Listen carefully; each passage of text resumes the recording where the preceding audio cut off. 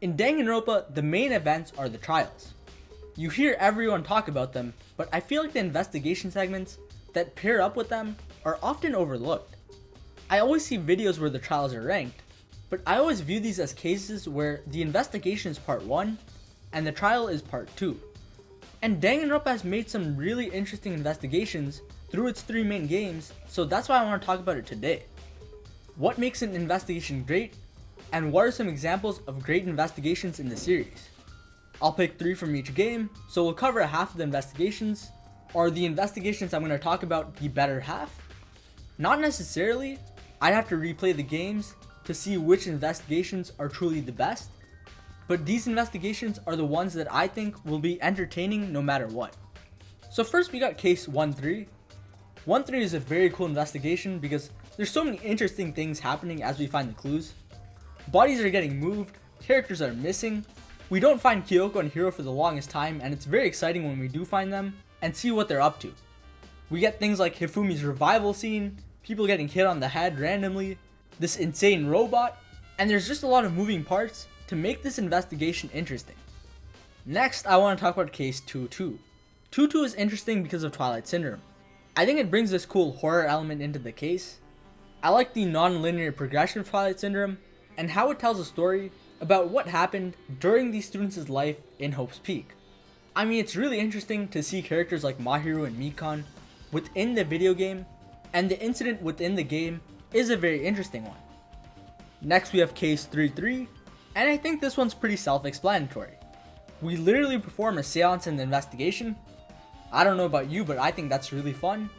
The lights go out, and the characters sing a very ominous song, and then Tenko dies.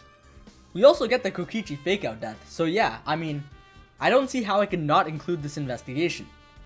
Up next we got 1-5, and the 1-5 investigation is insane because it is very far away from your typical case. I mean, you start with the body exploding and Monokuma isn't even around, and you're just wondering what's going on. I mean, we even break into the surveillance room and figure out we're being broadcast on TV, only for Monokuma to be the troll he is, and come out of hiding. This investigation isn't just an investigation for murder. It heavily progresses the overarching story along with the case. Why did Monokuma disappear for some time? Why did this body explode? Where did Kyoko go? Was the dead person the same person that almost killed Makoto late at night? I mean, there's just so much to this investigation that makes it stand out from the rest, and that's why it has to be on this list. Next up we have 2-4. There's no investigation quite like 2-4.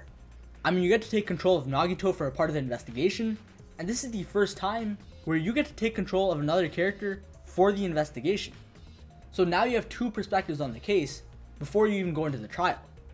You also get to see how the other characters interact with Nagito, and see how Nagito feels about the other characters, which gives some really good insight onto how Nagito thinks. You also got the escape room section, and I really liked this section. It was a segment that really made me think, and I liked a lot of the puzzles in it. I liked the puzzles with the numbers on the wall, and the puzzle with the blinking lights. So the escape room section really stood out to me as something fun and different. The escape room section also doesn't interfere with the main investigation, because you get a good recap of everything you investigated after you complete the escape room part, so it's really well done in my opinion. But even the normal investigation is fun, because the premise of the crime is fun. There's a lot to think about with the layout of the building, and how that affects the crime, so yeah, that's why this investigation deserves its placement. Next we got 3-5. Now I'll be honest, I seriously need to replay V3, because I just don't remember much about this game at all. That being said, the reason I'm putting 3-5 on the list is because of its sheer complexity. I think out of all the investigations, this is the one where I was left knowing the least. There were still so many ambiguous elements of the case, and I was wondering how we would get from the beginning to the end. There were obviously characters being very suspicious. If I remember, Maki and Himiko were hiding something. Shuichi just reconciled with Kaito, and now it's possible he's dead. Kokichi was also acting very evil before this incident, so there's a lot of mystery built up with these characters. Neither Kaito or Kokichi show up for the entire investigation, even though it appears that only one of them are dead. I will admit I'm relying more on my foggy memory with this one, and I'm not as confident about this pick as I am with 3-3, but I really do remember liking this investigation for all the reasons I've listed. Now to end this off, we have the investigations for each final case in the series. I know the trials for these final cases are controversial, but I think the investigation of these cases are all entertaining segments. We'll start with 1-6. 1-6 is entertaining for its sense of discovery. We're in the final stretch of the game, and we're still discovering new secrets about the school, and these discoveries make the school feel complete. Where do all the dead bodies of our classmates go? Well, they're stored in the biolab, and that's where we find out an inconsistency with how many people are dead. How does the mastermind operate Monokuma? Well, we see it for ourselves, and we confirm the mastermind's limitations with how they can't control Monokuma and watch the students at the same time. We even find a whole new area that we don't need to find. When we input the password to the headmaster's laptop, we find the headmaster's dead body and a picture of Kyoko and the headmaster in the past. Not only this, but we get a key that unlocks our own lockers, and we discover more clues about how we already attended Hope's Peak. Was this section necessary to win the trial? No, but it was still very interesting to discover more parts of the school and still develop the characters even near the end of the game. Kyoko tries to cope with her feelings, which did a lot for her character, and this leads to Makoto naturally taking the role of the leader in the final trial. Then we got DR2, and again, it's very unique. We see how we're in a virtual world, and a lot of crazy stuff starts happening. We're back in Hope's Peak for the final investigation, which is really cool, but we start from the top floor. And then we walk through a door and we just teleport to another place and the characters are all glitching out. And yeah, it's wild. We get crazy reveals like how Alter Ego appears. We see Makoto talking, but there's some level of mystery that remains because we can't speak with him. We get a lot of info about how this universe has changed from DR1 to DR2. So yeah, a very cool investigation. DRV3 is similar to DR1, where it feels like we're discovering more about this place that we're in.